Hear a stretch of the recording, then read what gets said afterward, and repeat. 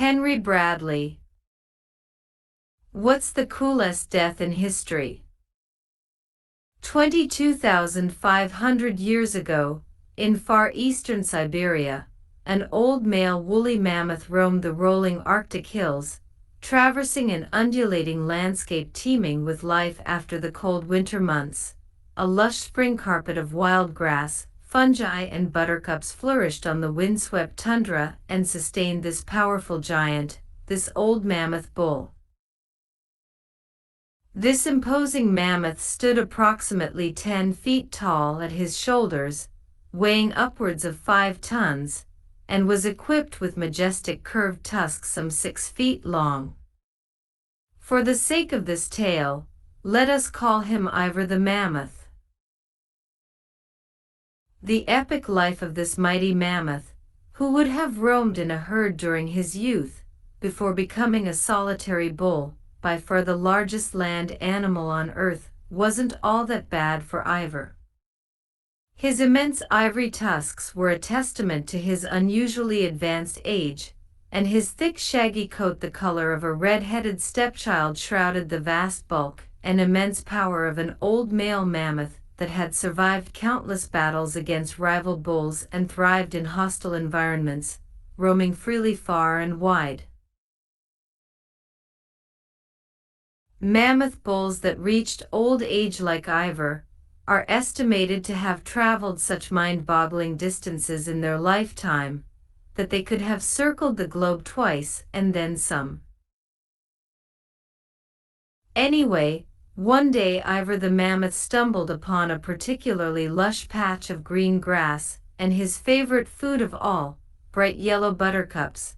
Wasting no time at all, the old mammoth began pulling up giant tufts and grazing to his heart's content, munching his buttercups and surveying the horizon for rival troublemakers. A most unusual death. Then suddenly, the old mammoth started to feel a cold breeze rustle through his coat, the sky darkened, the weather changed rapidly, and the temperature dramatically dropped. All the while Ivor stood there grazing on his tasty buttercups. The old bull wasn't about to let a little thing like an unseasonable blizzard interrupt his meal. Then the strangest thing happened, something that remains a mystery to this day. Ivor started to feel very cold. Spring had arrived, and he had shed his winter coat, and now he felt a deep bone-numbing chill, a cold like nothing he had ever felt before. Slightly bewildered and a tad chilly, Ivor the mammoth continued to graze on the lush spring carpet of flowers and grass beneath his feet, as the temperature steadily dropped. Snow began to fall, the wind started to howl, and the carpet of vegetation Ivor grazed on began to disappear beneath a layer of spring snow. Before long, Ivor had to bring his mighty ivory tusks to bear, using his powerful neck muscles to heave the deepening snow aside, so the old mammoth could reach the buttercups. As Ivor munched on his yellow flowers, he began to feel very sleepy and cold.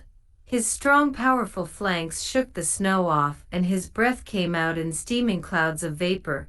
The old bull closed his eyes and stood there munching on a mouthful of buttercups, until he drifted away.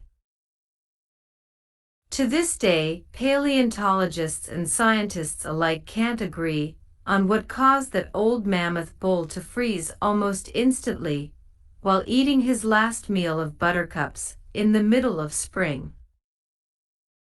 Ivor the mammoth is one of the greatest paleontological discoveries of all time. Ivor the mammoth, better known as the Ukajir mammoth, after the region his remarkably well-preserved remains were found, is a mystery. Because freezing to death instantly in the middle of spring, while standing upright with a mouthful of buttercups, is not a normal way to die, not at all. There would be no place for mammoths in the present Arctic tundra of Eurasia, with its dense snow driven by the winds.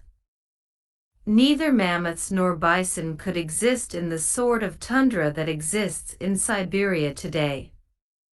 Professor of Paleontology, N.K. Vereshchagin. 40.3K views. View 1,560 upvotes.